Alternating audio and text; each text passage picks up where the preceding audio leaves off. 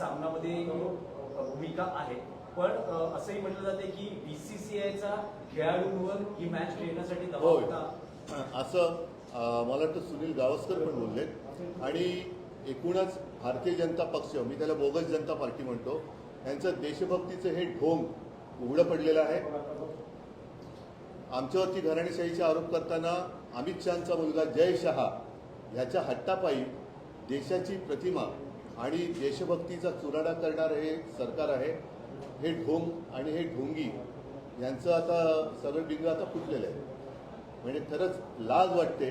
एक कणखरपणा दाखवायला पाहिजे होता. नाही खेळणार, काय झालं असता फरक? एशिया कप आम्ही नाही खेळणार. कारण मी गेल्या वेळेला आपल्याशी बोललो होतो तेव्हाही मी हा मुद्दा अधोरेखित केला होता, तो परत आज बोलतोय.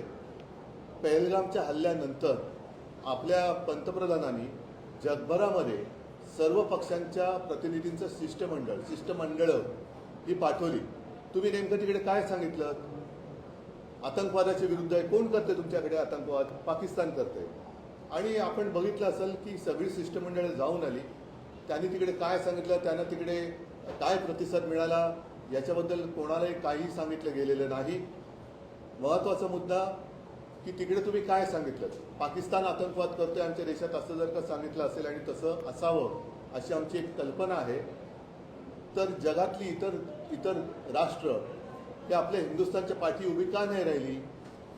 आणि त्याचं उत्तर आता तुम्हाला मिळेल की ज्या तोंडाने आपण सांगितलं की आमच्या देशामध्ये पाकिस्तान दहशतवाद फैलावतो आहे, दहशतवाद करतो आहे, आमच्या नागरिकांचे निष्पाप निरपराध नागरिकांचे तो बळी घेतो आहे, हे सांगितल्यानंतर 1 महिना 2 महिना 4 महिन्यामध्ये तुम्ही सगळं काही विसरून त्या पाकिस्तानबरोबर क्रिकेट खेळणार असाल तर जग तुम्हाला हाच प्रश्न विचारेल की एकदा नक्की ठरवा ना की तुम्ही पाकिस्तानचे मित्र आहात की शत्रू आहात. आणि जर का शत्रू असाल तर सगळे संबंध तोडा, मग आम्ही तुमच्या मागे उभे राहतो. नाहीतर आम्ही त्या पाकिस्तानच्या विरुद्ध उभं राहायचं आणि तुम्हीच पाकिस्तानकडे जाऊन केक खाऊन यायचा. ही परराष्ट्र नीती ही काय देशाला तारक आहे असं मला वाटत नाही. ही घातक आहे देशासाठी. नाही, पण साहेब काही प्रतिक्रिया अशाही उमटल्या की शिवसेनेचे देशाभिमानाचं ढोंग आहे, किंवा काहींनी असंही म्हटलं की ज्यांचा शेंदूर उडालेला आहे त्यांनी आशा करू नये. त्यांना मी काही किंमत देत नाही. कारण अशी बकवास करणारे लोकही खूप असतात. त्यांना त्यांचा बकवास करून द्या. कारण त्यांना देशभक्ती म्हणजे काय हेच माहिती नाही आहे. त्यांना फक्त खुर्ची भक्ती माहिती आहे, शहा भक्ती माहिती आहे, मोदी भक्ती माहिती आहे.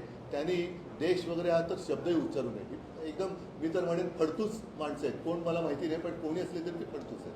सर, आपल्या राज्यामध्ये गेल्या काही दिवसांपासून सतत पाऊस पडतोय, शेतीचं नुकसान झालं आहे, अनेक शेतकऱ्यांची घरं देखील उद्ध्वस्त झाली, तरी देखील सरकार अजूनही शेतकऱ्यांच्या प्रश्नाकडे दुर्लक्ष करते. हा अतिशय महत्त्वाचा विषय आहे. कारण अतिवृष्टी होते आहे, ढगफुटी होते आहे सगळीकडे. आता हे माझे ग्रामीण भागातलेच आमदार आणि खासदार आहेत. पंचनामे सुरू झाले असतील, पंचनामे सुरू करणार, मग त्याच्यानंतर काही असेल ते मोजके काही पैसे की त्या शेतकऱ्यांना वाटून हे मोकळे होणार. शेतकऱ्याचं नुकसान झालेलं डोळ्यादेखत दिसतंय, तरी देखील तुम्ही पंचनामे केल्यानंतर त्यांना पैसे देणार. माझं तर म्हणणं असं होतं की या सरकारने पंचनामे जरूर करावेत, करायलाच पाहिजेत. पंचनामे करून नुकसान भरपाई ही द्यायला पाहिजे, पण तातडीने सरसकट एक काहीतरी किंमत, काहीतरी रक्कम ही शेतकऱ्यांना द्यायला काय हरकत होती? याचं कारण असं की देवाभाऊ या नावाने तुम्ही करोडो रुपयांची जाहिरात करताय, करोडो. त्याचा पंचनामा कोण करणार की पैसे आले कुठून, पैसे दिले कोणी, कशासाठी जाहिरात केली? छत्रपती शिवाजी महाराजांना हार किंवा त्यांच्या चरणी फुलं वाहताना जाहिरात करायची, ती करोडो रुपये म्हणजे किती कोटी असतील. अजूनही त्याची होर्डिंग आहेत. तुमच्या सगळ्या चॅनलवरती त्या जाहिराती होत्या. सगळ्या वृत्तपत्रात सामना सोडून, म्हणजे ही काय माझी पोटदुखी नाही, पण जाहिराती होत्या.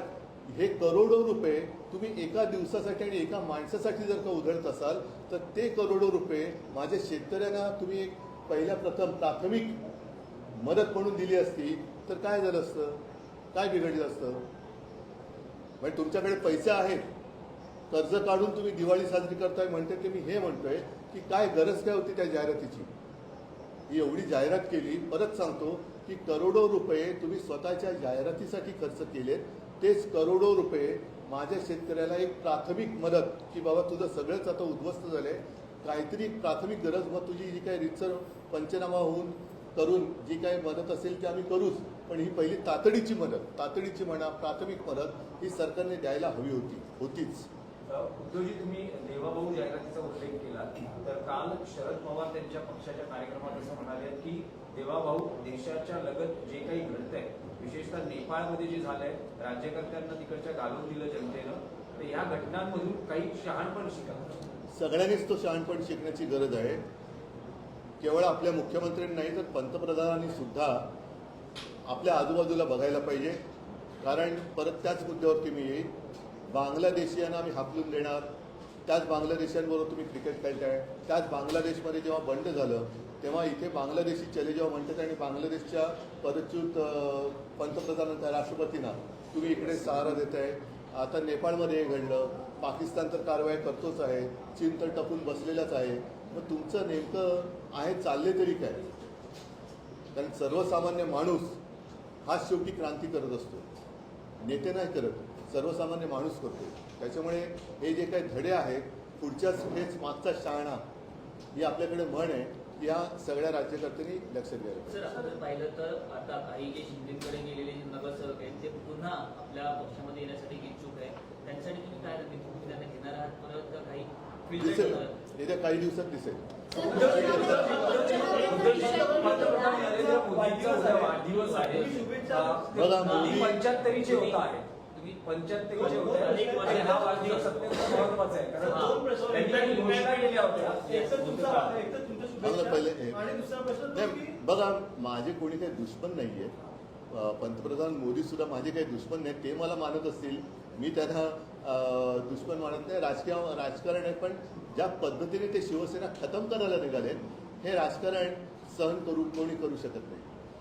आणि तरी देखील त्यांच्या मनात पाप जरी असलं तर मी मात्र त्यांना शुभेच्छा देतो की लवकरात लवकर आपल्याला नाही म्हणजे सगळ्या गोष्टीचं आकलन व्हावं आणि चांगला कारभार जे काय आता पुढची काही वर्ष त्याच्यात करावं.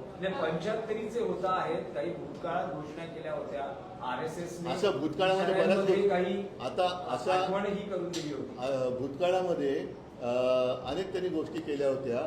त्या सगळ्या घोषणांची भूतं आता त्यांच्या मानगुटीवर बसलेत. शेतकऱ्यांची कर्जमाफी ते बोलले होते, 15 लाख रुपये येणार होते, स्मार्ट सिटी बोलले होते.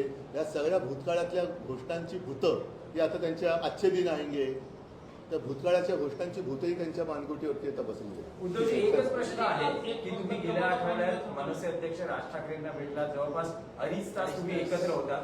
असं कारण दिलं की तुम्ही मावशीची तब्येत विचारण्यासाठी विचारपूस करण्यासाठी गेला होता. आता तुमचा नेमका काय प्रॉब्लेम काय? गेलो तरी प्रॉब्लेम, नाही गेलो तरी प्रॉब्लेम. प्रॉब्लेम हा आहे की दोन आता मी गणपती एकमेकांना भेटतात, राजकीय चर्चा होते. आता गणपतीला मी गेलो होतो, त्यांनी बोलवलं, माझ्या वाढदिवसाला तो आला होता. गणपतीला गेलो होतो, मी किती मोदक खाल्ले सांगितले?